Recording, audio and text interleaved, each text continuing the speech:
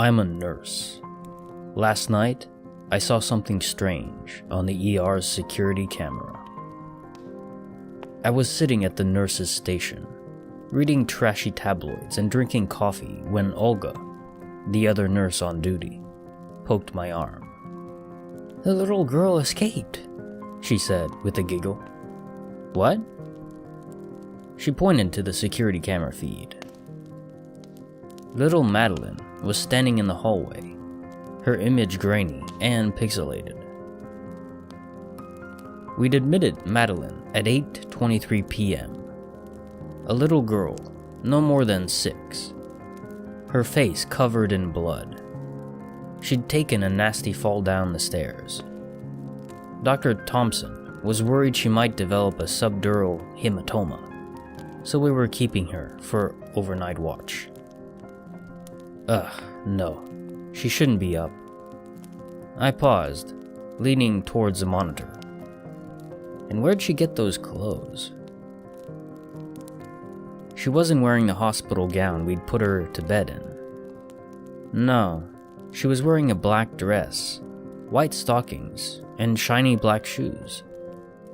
As if she were all dressed up for church, or a funeral, and she kept whipping her head back and forth, as if expecting someone to come down the hallway. "Well, are you going to get her or not?" Olga said, looking up from her phone. Yeah, I'll get her." I pushed the chair out, leapt up, and speed walked down the hallway. "Madeline," I called as I rounded the corner. My breath caught in my throat. There was no one there. I walked up to her room.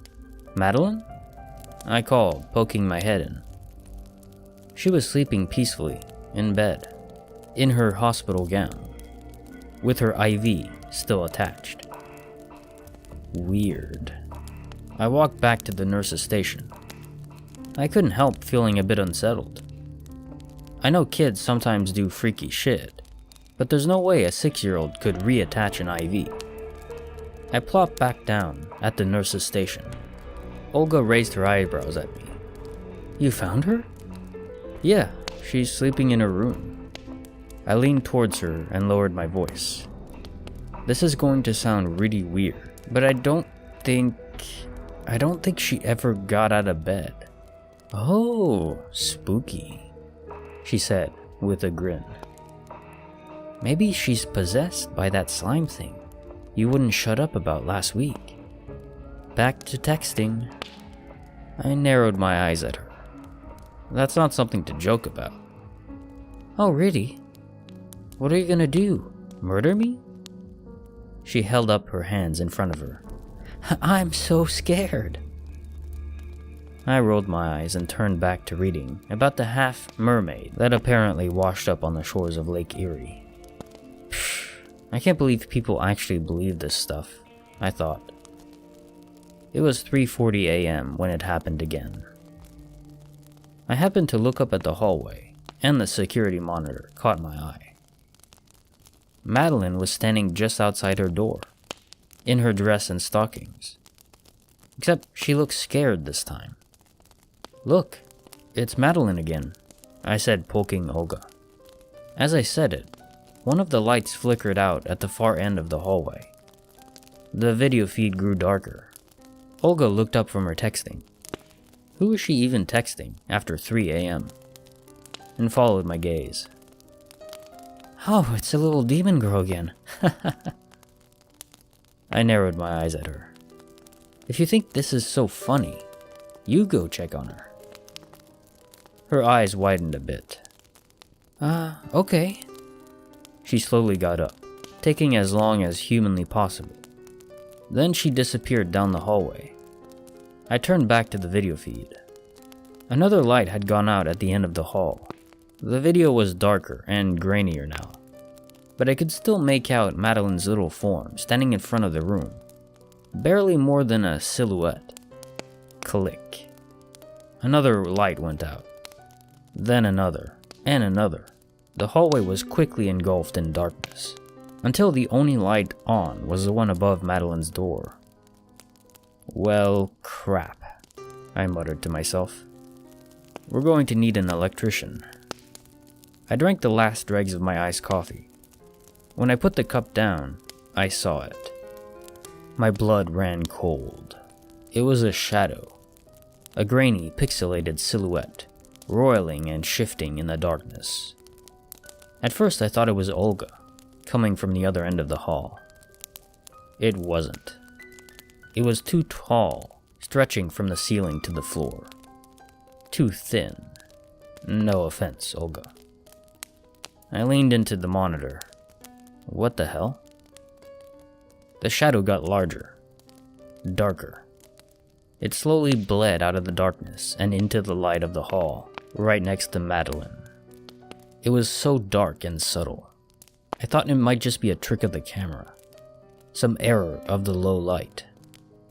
But Madeline saw it too, because she was backing away, stretching her arms over the open hospital room door, shaking her head violently. The shadow advanced. Beep, beep, beep. My eyes snapped away from the security system to the nurse's console. No. Madeline's vitals were plummeting. Her heart rate, blood pressure. I shut up and sprinted down the hallway. Olga had just gotten there, her hand on the doorknob. Half the hallway was dark, just like in the feed, but no tall shadow like I'd seen. No Madeline standing in the hallway. Call Dr. Thompson, I screamed. She's in trouble. I flew past her, into the room. Madeline lay still and motionless on the bed. Her heart had stopped.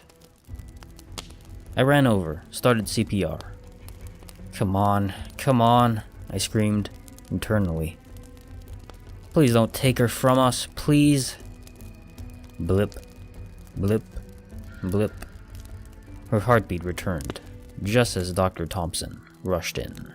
I fell against the wall and began to sob. We kept Madeline in the hospital for a few days, but I don't think we needed to. She seemed to recover quickly. As I checked her vitals to release her, I'd nearly forgotten all about the shadow. How are you feeling? I asked her, as I took her blood pressure. Great, Madeline said. She turned to her parents. She saved me. It was nothing. She glanced at me. Not you, she said, condescendingly. Maggie. Maggie? I furrowed my eyebrows at her. Ungrateful little kid? Who's Maggie? Madeline's mother uneasily stared at the floor. Her father wrapped an arm around her and coughed strangely. Okay, then. You're all set, I said, ripping off the blood pressure cuff. Yay! She squealed.